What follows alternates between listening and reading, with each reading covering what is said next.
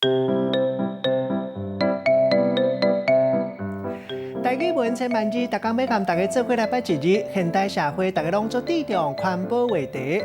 今仔日要甲大家小解这一日，咱做伙来看到，这个就是茶话题茶，某人读做茶。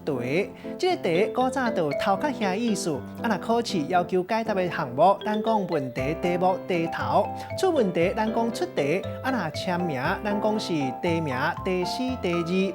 另外，台语有一个较特别的用法，就是募款的时，互咱家己写讲要捐偌济金额，捐钱的意思，咱嘛讲茶，像讲茶现金，若是捐1万，咱会当讲是茶1万。带大家做伙来小解两个词。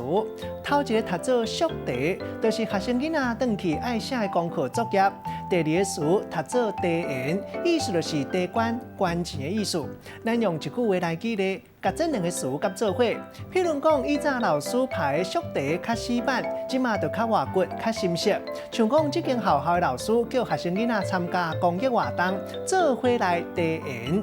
今仔日小解这一日茶，某人读做茶，提供予大家参考。